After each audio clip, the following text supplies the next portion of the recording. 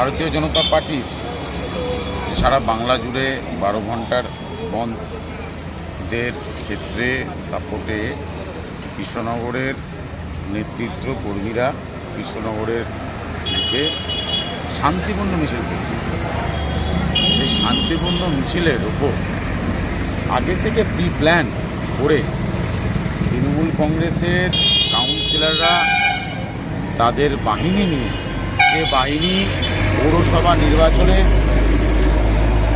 ছাপ্পা মেরেছিল, যে বাহিনী পৌরসভা নির্বাচনে সারা কৃষ্ণনগরের মানুষের মুখে চুনকালির রেগে ছাপ্পা মেরে জিতেছিল, সেই বাহিনীদের নিয়ে গতকাল আমাদের বিজেপি কর্মী কার্যকর্তার ওপর হামলা হয়।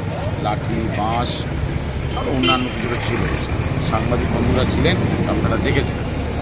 কিন্তু প্রশ্নটা হচ্ছে, নানান জায়গা থেকে তৃণমূল কংগ্রেস একটা যারা ছিল তারা বলছে যে নিরাইরি স্কুলের একটা স্কুলে, মহিলাদের স্কুলে নাকি আমাদের কার্যকর্তারা গিয়ে অভব্য আচরণ করেছে। তৃণমূল কংগ্রেসের নেতাদের কাছ থেকে শিখতে হবে ভদ্রতা। আমাদের একজন মহিলা কার্যকর্তা ছিল, তিনি ভেতরে ঢুকেছিলেন রিকোয়েস্ট করার জন্য, বলাচ্ছিল। তার মানে এই নয় যে লাঠি সোটা নিয়ে তারপরেই বিজেপি কর্মীদের ওপর চড়াও হয়ে মারতে হবে।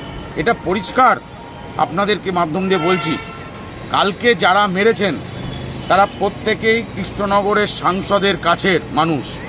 এই ঘটনাটা যারা ঘটেছেন, আমি অবিলম্বে কৃষ্ণনগরের সাংসদকে বিবৃতি দিতে চাই।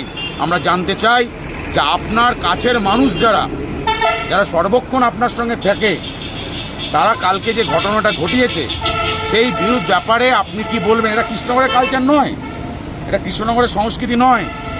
এর আগে বহু হয়েছে বন্ধ, এরকম কৃষ্ণনগরে পালিত হয়েছে। বিশ্ব হিন্দু পরিষদের টাকা বন্ধ অব্দি পালন হয়েছে, আমরা দেখেছি এখানে। কেন দিনের পর দিন চারু মজুমদারের বন্ধ পালিত হয়েছে কৃষ্ণনগর শহরে, সাধারণভাবে মিছিল হয়েছে, সাধারণ মানুষ সিদ্ধান্ত নিয়েছে। এরকমভাবে ঘটনা ঘটবে? এইটা হচ্ছে সংস্কৃতি।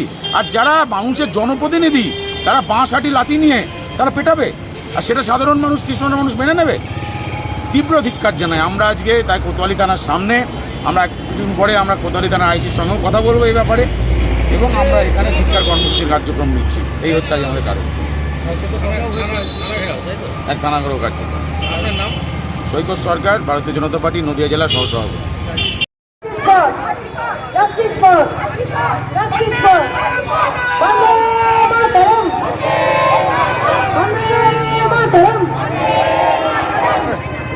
বাংলা চলছে বল, তারপরে পুলিশ কেন পরিষেবা নিল না? আপনাকে এখানে কথা দিতে হবে যে কাউন্সিলর নেতৃত্ব হয়েছে তাকে আপনাকে অ্যারেস্ট করতে হবে।